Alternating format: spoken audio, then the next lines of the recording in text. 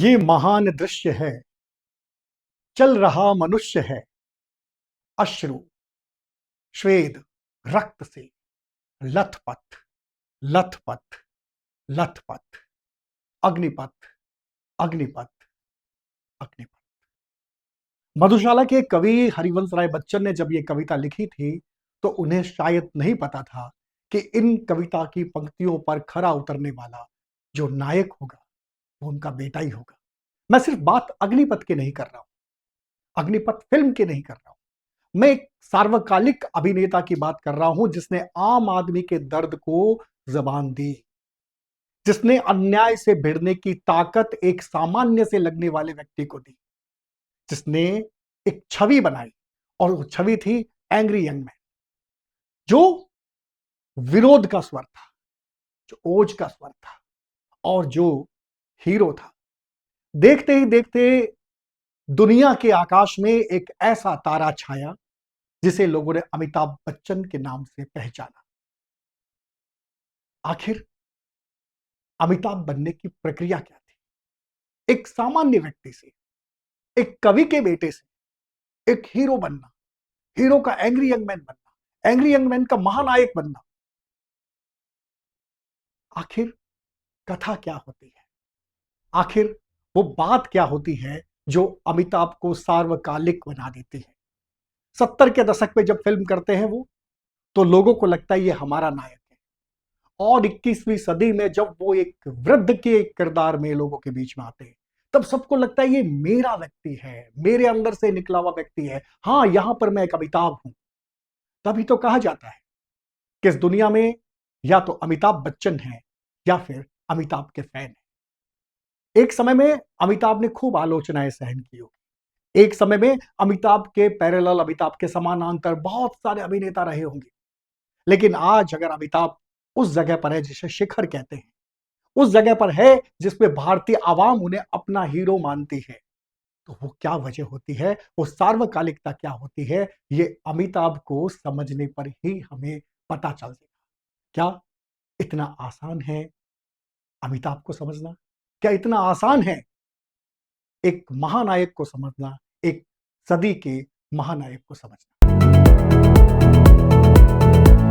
राजीव गांधी की पहली बरसी पर जब पहली बार अमिताभ बच्चन सफेद दाढ़ी में मीडिया के सामने आए और इसी कार्यक्रम में तत्कालीन राष्ट्रपति शंकर दयाल शर्मा समाधि स्थल पर पहुंचते हुए बीच में जरा से लड़खड़ा गए, तो तब के बहुत बड़े समाचार पत्र नवभारत टाइम्स ने एक संपादकीय लिखा था, नायक कभी बूढ़े नहीं होते। आज अमिताभ बच्चन 82 साल के हो गए। उम्र के लिहाज से वे वयोवृद्ध हैं, लेकिन आज भी वे नायक है, बल्कि अतिशयोक्ति नहीं होगा अगर यह कहा जाए कि वे महानायक हैं। बिल्कुल ताजा फिल्म कल्कि की बात करें, चाहे ब्रह्मास्त्र की, ब्रह्मास्त्र को देखिए, वह इंटरवल होने के 30 सेकंड पहले पर्दे पर दिखते हैं और फिर कहां तो कोई दूसरा रहता है। इसी फिल्म के साथ गुड बाय का टीजर दिखाया जाता है तो वो एक बार फिर प्रभावित करते हुए नजर आते हैं। तय हो जाता है कि यह फिल्म तो देखनी है। कल्कि में भी है। फिल्म देखने थिएटर तक पहुंचे दर्शक जब ऊब कर इंटरवल में घर आने का मन बना चुके होते हैं कि अमिताभ प्रकट होते हैं, फिर दर्शकों को इंटरवल भी असहनीय लगता है। अमिताभ बच्चन के साथ ये पहली बार नहीं हुआ है, बार बार, और अब तक तो न जाने कितनी बार दिलीप कुमार की ट्रेजेडी और राजकुमार के अहंकार के बीच से जगह बनाते हुए अमिताभ बच्चन जैसे दुबले पतले अभिनेता के लिए निकलना भी मुमकिन नहीं होता। यही वह समय होता है जिसके बाद में शत्रुघ्न सिन्हा यह कहते हुए संकोच नहीं करते कि उन दिनों मुझे मेरे एक्टिंग सर्टिफिकेट की वजह से फिर भी कंसीडर कर लिया जाता था, लेकिन अमिताभ को देखकर कहा जाता था कि इस लंबू को कहां लिया।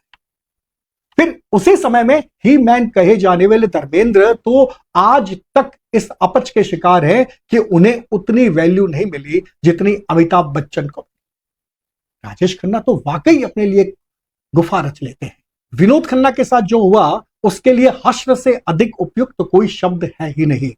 अमिताभ के समकालीनों के ऐसी बहुत लंबी फहरिस्त है जिनके पास अमिताभ से जलन, कुंठा, अवसाद और आखिर में मान लेने के अलावा कोई चारा नहीं है। जैसे कई स्थितियों से ऐसे अभिनेता, उनके समकालीन अभिनेता गुजरे हैं। एक जैकी श्रॉफ में दम होता है जो कहते हैं अमिताभ बच्चन के बाद 1 to 10 कोई नहीं, उसके बाद मैं या मेरा या अनिल कपूर का कहीं से भी नाम जोड़ लीजिए, क्या फर्क पड़ता है। इस बात को कहे भी 30 साल से ज्यादा हो गए हैं। जब यह कहा गया तो अमिताभ बतौर सुपरस्टार 20 साल की पारी खेल चुके थे। आज जब हम यहां खड़े होकर बात कर रहे हैं, इस बात को 30 साल से भी ज्यादा हो गए, मतलब 50 साल पूरे। नायकत्व के 50 साल कम नहीं होते, लेकिन यह कमी अमिताभ बच्चन ने पूरी कर दी है। हरिवंश राय बच्चन ने एक बार कहा था कि मेरे बेटे मेरे उत्तराधिकारी नहीं होंगे, लेकिन जो मेरे उत्तराधिकारी होंगे वो मेरे बेटे होंगे। हिंदी फिल्म के वर्तमान में ऐसा कोई नजर आता है, एक संभावना शाहरुख खान में नजर आती है, लेकिन वे भी खेत रहे। नवभारत टाइम्स का वह संपादकीय राष्ट्रपति डॉक्टर शंकर दयाल शर्मा के लड़खड़ाने और अमिताभ बच्चन के सफेद दाढ़ी में आने पर लिखा गया होगा, क्योंकि अवतारवाद में भरोसा रखने वाली हमारे देश की मानसिकता को यह गवारा नहीं कि रामकृष्ण के चित्रों में यौवन नजर नहीं है। राष्ट्रपति पद पर आसीन व्यक्ति लड़खड़ा नहीं सकता और एंग्री यंग मैन कैसे सफेद दाढ़ी में आ सकता है। राष्ट्रपति शंकर दयाल शर्मा के बाद कितने राष्ट्रपति बाद में लड़खड़ाए और कितनों की खबर बनी, यह तो इतिहास का विषय है। लेकिन अमिताभ बच्चन ने न तो अपनी उम्र छिपाई, न बीमारियां, न उन्होंने सफेद दाढ़ी को आने से रोका और न केंद्रीय भूमिकाओं से परहेज किया। बावजूद इसके वे आज भी सर्वमान्य हैं। फिल्मों को स्वीकारने से लेकर राजनीति को नकारने, अपने बेटे की शादी में दिलीप कुमार जैसे कई लोगों को नहीं बुलाने और हरिवंश राय बच्चन के गीतों को फिर से नए सिरे से लोगों के सामने नहीं लाने सहित हजारों शिकायतें लोगों को हो सकती है। यह भी हो सकता है कि कुछ लोग उन्हें अच्छा अभिनेता नहीं मानते हो। ऋषिकेश मुखर्जी भी कहते रह गए कि अमिताभ बच्चन के अभिनय का अभी तक 10% हिस्सा ही बाहर आया है, लेकिन उनके पास भी 90% को बाहर लाने का कोई माध्यम नहीं था। ऐसे में भले ही उन्हें अभिनेता भी अच्छा नहीं माना जाता हो, लेकिन उन्हें अच्छा मानने के कारणों की कमी नहीं है। सबसे बड़ा कारण है उनका विनम्र होना। जिससे मिलते हैं उसके साथ इतनी विनम्रता से पेश आते हैं कि कुछ देर तो सामने वाले को लगता ही नहीं है कि ये क्या हो रहा है। वे जितने विनम्र हैं उतने ही प्रैक्टिकल, पूरी तरह से प्रोफेशन को समर्पित प्रोफेशनल। और यही वजह है कि जो उन्हें सिर्फ एक अभिनेता नहीं बनाती, एक सुयोग्य बेटा नहीं बनाती, एक मुकम्मल इंसान बनाती है। अमिताभ ने अपनी इस छवि को गढ़ने में जो कामयाबी हासिल की है वह दूसरों के लिए चुनौती है। लगता है कि अभी अमिताभ से सफल अभिनेता और आए, लेकिन दूसरा अमिताभ मिलना मुश्किल है। और अमिताभ जैसा मिलना इसलिए भी मुश्किल है कि कहां से लाएंगे वो समर्पण, वो विनम्रता और वो काम के प्रति निष्ठा। इन सब चीजों के साथ जब अमिताभ बनते हैं तो वो अमिताभ बच्चन कहलाते हैं। उनका अनुशासन प्रेरणा बन जाता है। उनकी हिंदी पूरी फिल्म इंडस्ट्री में आदर्श बन जाती है और यहीं से वो सफलता के उन पायदान की ओर चढ़ना शुरू करते हैं जिसे हम शिखर कहते हैं। शिखर पर चढ़ना आसान है, कोई भी शिखर को प्राप्त कर सकता है, लेकिन शिखर पर रहना बहुत मुश्किल है। सफल होना बहुत आसान है, लेकिन सार्थकता प्राप्त करना बहुत मुश्किल है। और यहीं पर आता है कि जैसे ही आप सफल होते हैं आपके अंदर अभिमान आ जाता है, अहंकार आ जाता है। लेकिन अमिताभ के पास एक ऐसी औषधि है, एक ऐसी दवा है जिससे वो अहंकार का इलाज करना जानते हैं, और वो है उनकी विनम्रता। एक विनम्रता के पेटे, एक विनम्रता की वजह से अमिताभ वहां पर है जहां पर उनका सिर्फ एक अभिनेता होना मानी नहीं रखता, एक व्यक्ति के रूप में भी उनकी पहचान बनती है। एक व्यक्ति के रूप में अमिताभ बच्चन के रिश्ते, अमिताभ बच्चन के संबंध, अमिताभ बच्चन का जो पूरा का पूरा एक सांसारिक परिदृश्य है, वो आज भी हम देखते हैं कि अमिताभ बच्चन अपने बंगले से जब बाहर आते हैं लोगों से मिलने के लिए, तब हजारों की संख्या में लोग उनका इंतजार करते हैं। और इसीलिए कहते हैं कि सफलता तो सभी को मिल सकती है, सफलता प्राप्त करना तो बहुत आसान है, लेकिन बहुत जरूरी है सफलता को पचा पाना। अमिताभ बच्चन वो शख्स हैं जिन्होंने अपनी सफलता को पचाने का नुस्खा सीख लिया है, और वो जो नुस्खा है वो उनकी विनम्रता में है, जो आज भी अलभ्य है। बहुत बड़े बड़े लोगों को बड़ी बड़ी जगहों पर जाते हुए लोगों ने देखा होगा, लेकिन जैसे ही आपको कुछ मिलता है आप अहंकार में आ जाता है। लेकिन अमिताभ की विनम्रता यहां पर सच होती है।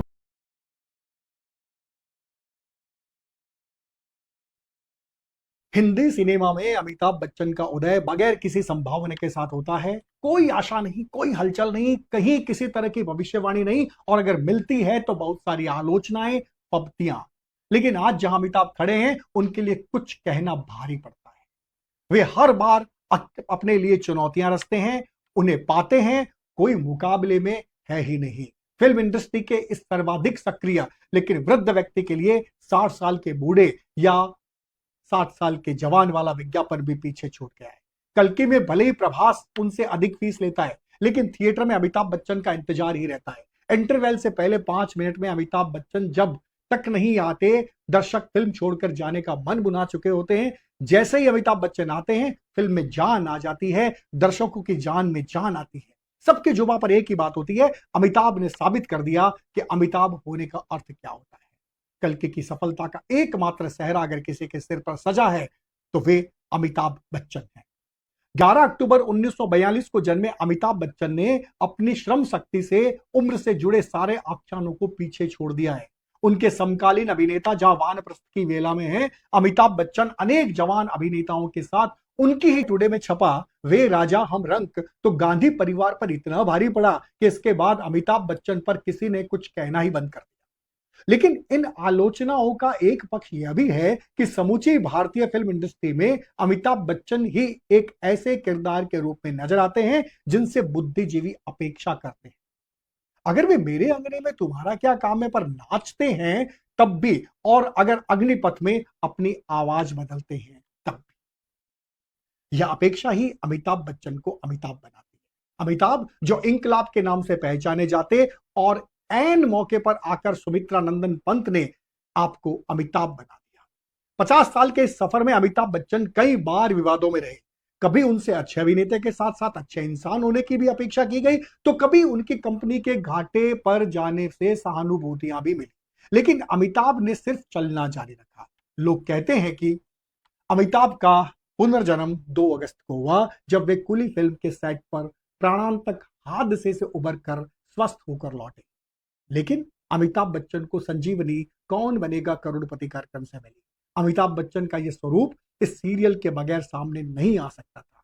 ऋषिकेश मुखर्जी ने जब कहा था कि अमिताभ बच्चन के अभिनय का 10% हिस्सा ही अभी तक बाहर आया है, वह उस वक्त चाहे किसी को समझ में नहीं आया हो, करोड़पति के बाद जरूर समझ आ गया। आज अगर कोई कहता है कि अमिताभ बच्चन 24 घंटे का अभिनेता है, तो इसकी वजह है कि उन्होंने अभिनय के लिए खुद को ही समर्पित कर दिया। अमिताभ बच्चन का ये समर्पण ही है जो उन्हें सफल बना रहा है। वरना इस देश में ऐसे बहुतेरे हैं जिन्हें भले ही अभिनय का अ भी नहीं आता हो, लेकिन अमिताभ से तुलना के लिए नसीरुद्दीन शाह, ओम पुरी आदि को खड़ा कर देते हैं। जबकि सच्चाई यह है कि जिस माध्यम से अमिताभ सरताज हैं, ये नाम आज तक उस चरम को एक बार भी नहीं छू पाए। फिर जो लोग इस तरह की बातें करते हैं, उन्हें सिनेमा के माध्यम की समझ भी नहीं है, इसलिए कहने के अधिकार का अपने तरीके से इस्तेमाल करते हुए हास्यास्पद भी साबित हो जाते हैं। अमिताभ बच्चन ने जब एक्टर बनने का सपना देखा तो यह सपना पूरा हो गया। लेकिन ऐसे सपने लेकर के तो आज भी न जाने कितने लोग मुंबई की गाड़ी पकड़ते हैं।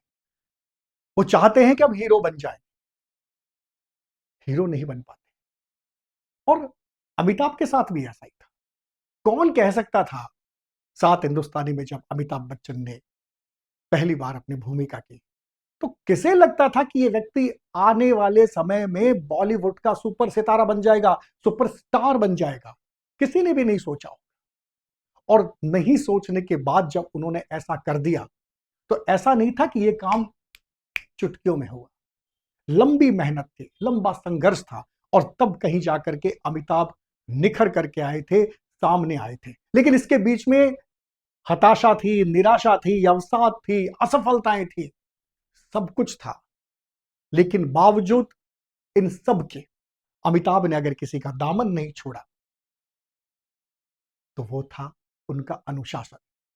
सेट पर समय पे आना, सेट पर पूरी एकाग्रता के साथ आना, और सेट को यह समझना कि यहां से मेरी कर्म भूमि जो है यही मुझे कुछ देने वाली है।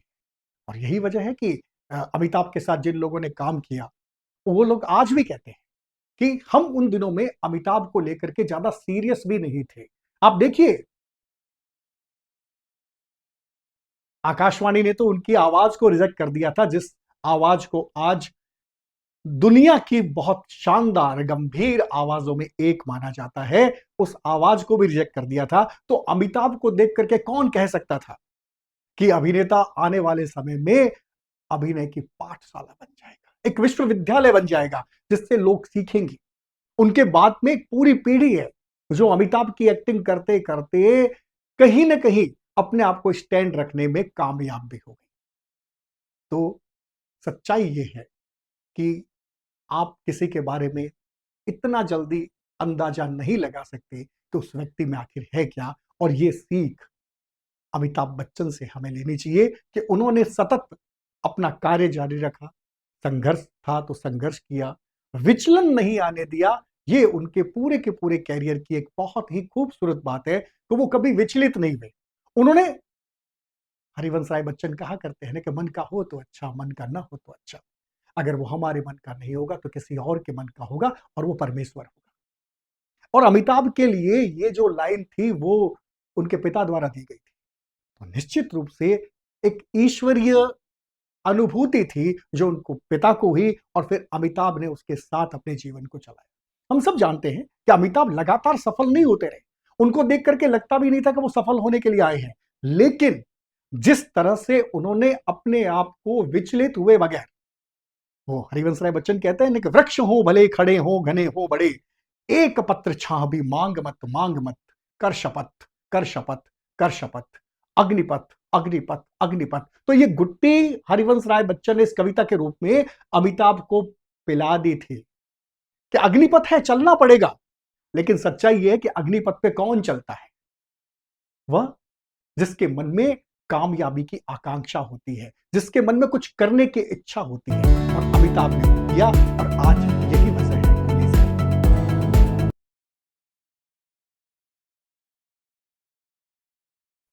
ये चाहिए था कि अमिताभ बच्चन को केस स्टडी के रूप में समझा जाता। हुआ यह कि उनकी सफलता को संदिग्ध बनाने की कोशिश की गई, जबकि सभी को पता है कि फिल्म के माध्यम से मिली हुई सफलता किसी के पास भी ज्यादा देर तक नहीं ठहरी।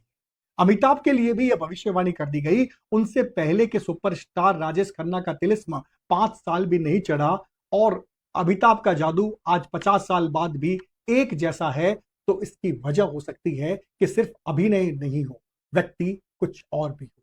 इस बात में भी दम हो सकता है कि उनसे अच्छे कलाकार नसीरुद्दीन शाह या ओमपुरी हो। लेकिन एक बार ऐसे सोचकर देखा जाना चाहिए कि आखिर फिर क्या है जो अमिताभ को अमिताभ बनाता है। अमिताभ को अमिताभ बनाने के पीछे अगर सबसे अधिक कोई घटक काम करता है तो वह है उनका अनुशासन, अपने से अपने आप से प्रतिबद्धता, समय की पाबंदी। जो आदर्श उन्होंने खड़ा किया अपने किरदार में वैल्यूएट करने के लिए, अपने लिए जो समय खुद को देते हैं, वह अगर नसीरुद्दीन शाह या ओमपुरी अपने आप को देते तो शायद वे भी अपने माध्यम के बड़े कलाकार साबित हो सकते थे। लेकिन हाँ, फिल्म के प्लेटफॉर्म पर वे अमिताभ से कभी आगे नहीं निकल सकते, क्योंकि अमिताभ ने फिल्मी ऑडियंस को जो दिया है वैसा नसीर या ओमपुरी कभी नहीं दे पाए। अमिताभ बच्चन को देखने जाने से पहले उनकी ऑडियंस को पता होता है कि फिल्म में क्या क्या हो सकता है। कॉमन फैक्टर होता है कि अमिताभ विजेता होगा, निर्णायक होगा, सर्वशक्तिमान होगा। लेकिन नसीर या ओमपुरी के साथ ऐसा नहीं। भारतीय दर्शक इतना हतप्रभ होने के लिए नहीं जाता, वह तो मनोरंजन के लिए थिएटर में जाता है। वह फिल्म में अमिताभ बच्चन को देखने जाता है। यही वजह है कि सलीम जावेद जब अपनी स्क्रिप्ट लिखते तो किरदार में यही लिखते कि अमिताभ ऐसा करेगा। एकता कपूर और तुषार कपूर का अपने पिता जितेंद्र को कहना आज भी लोगों को याद होगा कि पापा आप अमित अंकल की तरह डिशुम डिशुम किया करो। लेकिन ऐसा नहीं है कि अमिताभ विवादों में नहीं रहे। और यह भी सच है कि अमिताभ बहुत बाद में, एक पूरी कसौटी पर कसे जाने के बाद में सबकी पसंद बने, लोकप्रिय बने। वरना उनके साथ भी विवाद थे, उनके साथ भी आलोचनाएं थी, उनके काम करने को लेकर के, उनकी भूमिकाओं को लेकर के बार बार सवाल भी उठाए गए। लेकिन उन्होंने अपने काम से काम रखा। उन्हें यह पता था कि मुझे क्या करना है। और दिक्कत यही होती है मित्रों कि हमें यह पता नहीं होता कि हमें क्या करना है। अमिताभ की अगर सफलता का राज सबसे अच्छा है, सबसे बड़ा है, तो वो ये है कि उनको ये पता था कि मुझे क्या करना है। और ये जो मुझे क्या करना है उसके अंदर उनको बिल्कुल क्रिस्टल क्लियर तय था कि मुझे फिल्म में अभिनेता बनना है। और इस रूप में अगर उन्होंने कभी प्रयोग भी किए, फिल्में भी बनाई तो वो फ्लॉप हुए, राजनीति में गए तो भी फ्लॉप हुए। और भी उन्होंने कुछ भी ऐसा करने की कोशिश की जो फिल्म से अलग था, कैमरे का सामना करने के अलावा कुछ भी था, तो उनको लगा कि वो अनफिट रहे, तो वहां से लौट करके आ गए। मेरे से एक बार जब बात हुई अमिताभ बच्चन की, तो मैंने उनको पूछा कि आप राजनीति में गए थे और अब क्या इरादा है, तो कहते लौट के आ गया ना, अब मुझे इस पे बात नहीं करनी। ये उनका जो एक सूत्र है, ये बताता है कि आदमी को अपनी गलतियों से सीखना चाहिए। अमिताभ ने अपनी गलतियों से सीखा। अगर उन्होंने कुछ गलत कमिटमेंट किए भी फिल्मों के मामले में, फिल्में करने के लिए, तो उन्होंने इस बात को स्वीकार किया कि ये फिल्में करने का फैसला मेरा गलत था। तो यही जीवन होता है मित्रों कि आप सीखते रहें, आगे बढ़ते रहें, न तो विचलित होइए और न सफलता मिलने पर आप इतराएं। वो एक कविता है ना कि सुख पाया तो इतरा जाना, दुख पाया तो कुम्हला जाना, धिक्कार है ऐसे जीवन को पैदा होना और मर जाना।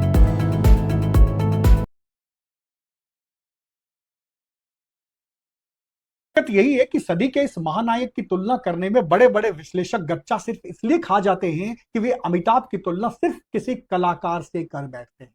जबकि अमिताभ ने यहां तक आते आते एक कलाकार के साथ साथ इतने किरदार अपने अंदर समाहित कर लिए हैं कि वे इतना कुछ कैसे साध लेते हैं, सबकी समझ से परे। यह साधना ही तो उनके प्रशंसकों को पसंद है। प्रशंसकों ने बहुत करीब से राजेश खन्ना यानी काका के किस्से सुने हैं, राजकुमार की सनक को जाना हुआ है। वहां अमिताभ बच्चन से जुड़ी पूर्ण समर्पण और एकाग्रता से जुड़ी कहानियां बाहर आती है, तो लगता है कि फिल्मों में भी एक ऐसा व्यक्ति है जो आदर्श के रूप में स्थापित हो सकता है। प्रशंसकों को कभी उनमें मोटिवेटर दिखता है, तो कभी शानदार ऑरेटर। जया बच्चन का पति, अभिषेक और श्वेता बच्चन का पिता, ऐश्वर्या राय का ससुर, नव्या का नाना, आराध्या का दादा, और इन सब में और इस तरह हमेशा विनम्रता से पेश आने वाला इतना बड़ा आदमी जिसे अपने पिता हरिवंश राय बच्चन यानी बाबूजी की याद आते ही भावुक होते देखा जा सकता है, मिलेगा भी कहां। अब तो हालात यह है कि इस बात पर चर्चा होती है कि अमिताभ एक अच्छे अभिनेता हैं या अच्छे व्यक्ति। 50 साल की अवधि कम नहीं होती जब देशवासी अमिताभ को लगातार पसंद कर रहे हैं। 1973 में जंजीर आई थी। यह साल 2024 का है। किसी भी अभिनेता को इतना प्यार और सम्मान नहीं मिला होगा जो अमिताभ बच्चन को मिला है। अमिताभ बच्चन की एक झलक देखने के लिए आज भी उनके निवास जलसा के बाहर जिस तरह का हुजूम उमड़ता है, वह किसी कलाकार के लिए जलन का कारण भी बन सकता है। क्यों? किसी भी सफलता चाहने व्यक्ति के लिए यह सब चुनौती हो सकती है, लेकिन यह सब जानते समझते अमिताभ सहज रहते हैं। यह सहजता ही उन्हें अमिताभ बच्चन बनाती है। उनके इस कद की वजह से ही तो किसी को आश्चर्य नहीं होता जब कहीं से आवाज उठती है कि अमिताभ को देश का राष्ट्रपति होना चाहिए। हालांकि सक्रिय राजनीति से परेशान होकर वापस अभिनय की दुनिया में लौटे अमिताभ बच्चन ऐसा नहीं चाहेंगे कि उम्र के इस पड़ाव पर वे किसी संवैधानिक पद को प्राप्त करें। लेकिन यह बड़ी बात है कि देश में अब इस तरह की बातें शुरू होती हैं तो जनता नाक भो नहीं सिकोड़ती। अमिताभ बच्चन 1942 से 2024 तक के इस सफर को निर्बाध नहीं कहा जा सकता। बहुत संघर्ष देखा है तो सफलता के नए नए आयाम भी स्थापित किए। अमिताभ एक किंवदंती है। आने वाले समय में लोग इस बात के लिए याद करेंगे कि हाँ, एक समय में हार्ड मास का एक ऐसा पुतला भी हुआ था जिसे लोगों ने देवता की तरह पूजा, आदर्श की तरह चाहा, अपने परिजन की तरह माना। अमिताभ बच्चन के जन्म दिवस पर आज जब वो 82 साल के हो रहे हैं, हम कामना करते हैं कि वो और दीर्घायु और कीर्तिमान रचे, नए मापदंड बनाए, क्योंकि हजारों साल नरगिस अपनी बेनूरी पे रोती है, बड़ी मुश्किल से होता है चमन में दीदावर पैदा। यही सृष्टि है, यही धरती है, यही लोग है और यही सफलता है, यही सब कुछ है, यही संसाधन है। सब कुछ यही मिलना है, लेकिन उसका दोहन कौन करेगा? उसका दोहन करने के लिए उतना ही समर्पण, उतनी ही जिजीविषा, उतना ही विराट व्यक्तित्व होना जरूरी है जैसा अमिताभ में है।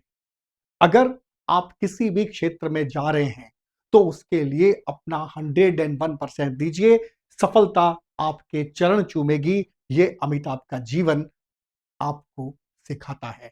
अगर वन लाइन में कहें कि अमिताभ के जीवन से हमें क्या सीखना है, तो मित्रों मैं अभिनय सीखने के लिए नहीं कहूंगा। अभिनय तो इंसान का पहला शौक है। हम और अमिताभ बच्चन को भी यह कहा जाता है कि वो 24 घंटे के अभिनेता हैं। अभिनय तो आप वैसे भी सीख जाएंगे। अगर अमिताभ से सीखना है तो आप समय की पाबंदी सीखिए। अमिताभ से सीखना है तो आप अनुशासन सीखिए। अमिताभ से सीखना है तो आप अपने बुजुर्गों का सम्मान करना सीखिए। और अमिताभ से सीखना है तो आप रिश्तों में जीना सीखिए। अगर एक व्यक्ति से आप ये सब सीखते हैं तो आप अपने आप में सफल होंगे, आपका जीवन सार्थक होगा। और इस सार्थकता के लिए हर व्यक्ति अपने जीवन में प्रयास करता है, क्योंकि सफलता तो क्षणिक है, क्षणभंगुर है। जरूरी है व्यक्ति का सार्थक होना। और अमिताभ अपने आप में एक सार्थकता लिए एक ऐसा व्यक्तित्व है जिससे हम बहुत कुछ सीख सकते हैं।